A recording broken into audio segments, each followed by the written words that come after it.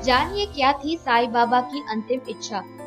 हिंदुओं में ये प्रथा प्रचलित है कि जब किसी मनुष्य का अंतकाल निकट आ जाता है तो उसे धार्मिक ग्रंथ आदि पढ़कर सुनाए जाते हैं। मुख्य रूप से गीता सुनाए जाने का प्रचलन इसीलिए है क्योंकि वो वेदों का सार है और संक्षिप्त भी है। धर्म ग्रंथ का कोई अध्याय या गीता को सुनाए जाने का प्रचलन इसीलिए है ताकि व्यक्ति की बुद्धि से सांसारिक भावना छूटकर धार्मिक भावना का विकास हो और उसे सद्गति प्राप्त हो। कहते हैं कि अंत काल में इच्छा भावनाओं को मन में भर लेना चाहिए क्योंकि व्यक्ति जिस भावना से देह छोड़ता है उसे वैसी ही गति मिलती है और उस गति के अनुसार ही उसे वैसे ही दूसरा जीवन मिलता है। हालांकि ये भी सच है कि साईं बाबा तो एक सिद्ध योगी थे, उनके लिए किसी भी धर्म ग्रंथ को सुनना जरूरी नहीं था, फिर भी उन्होंने अपने भक्तों के समक्ष ये इच्छा प्रकट की थी। अब सवाल ये है कि कौन सा धर्म ग्रंथ साईं बाबा ने सुना था।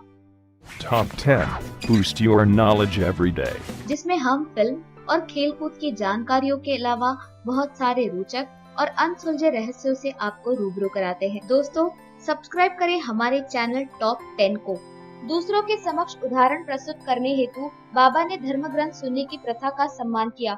2-3 दिन पूर्व ही प्रातः काल से बाबा ने भिक्षाटन करना स्थगित कर दिया और वे मस्जिद में ही बैठे रहने लगे। वे अपने अंतिम क्षण के लिए पूर्ण सचेत थे, इसीलिए वे अपने भक्तों को धैर्य बंधाते रहते। जब बाबा को लगा कि अब जाने का समय आ गया है, तब उन्होंने श्री वजे को श्री राम विजय कथा सार सुनाने की आज्ञा दी। श्री वजे ने 1 सप्ताह प्रतिदिन पाठ सुनाया। बाबा ने उन्हें 8 प्रहार पाठ करने की आज्ञा दी। श्री वजे ने उस अध्याय की दिघितीय आवृत्ति 3 दिन में पूर्ण कर दी और इस प्रकार 11 दिन बीत गए। फिर 3 दिन और उन्होंने पाठ किया। अब श्री वजे बिल्कुल थक गए, इसलिए उन्हें विश्राम करने की आज्ञा हुई। बाबा अब बिल्कुल शांत बैठ गए और आत्मस्थित होकर वे अंतिम क्षण की प्रतीक्षा करने लगे। इन दिनों काका साहेब दीक्षित और श्रीमान बूटी बाबा के साथ मस्जिद में नित्य ही भोज करते रहे। महानिर्वाण 15 अक्टूबर के दिन आरती समाप्त होने के पश्चात बाबा ने उन लोगों को भी अपने निवास स्थान पर ही भोजन करके लौटने को कहा। फिर भी लक्ष्मीबाई शिंदे, भागोजी शिंदे, बयाजी लक्ष्मण बाला शिंपी और नाना साहेब निमोणकर वही रह गए।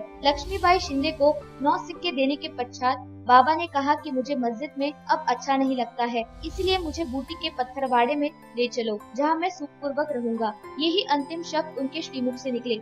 इसी समय बाबा बयाजी के शरीर की ओर लटक गए और अंतिम श्वास छोड़ दी। भागोजी ने देखा कि बाबा के श्वास रुक गई हैं। तब उन्होंने नाना साहेब निमोणकर को पुकार कर ये बात कही। नाना साहेब ने कुछ जल लाकर बाबा के श्रीमुख में डाला, जो बाहर लुढ़क आया। तभी उन्हें जोर से आवाज लगाई, अरे देवा। तो दोस्तों, ये थी जानकारी साईं बाबा की अंतिम इच्छा के बारे में।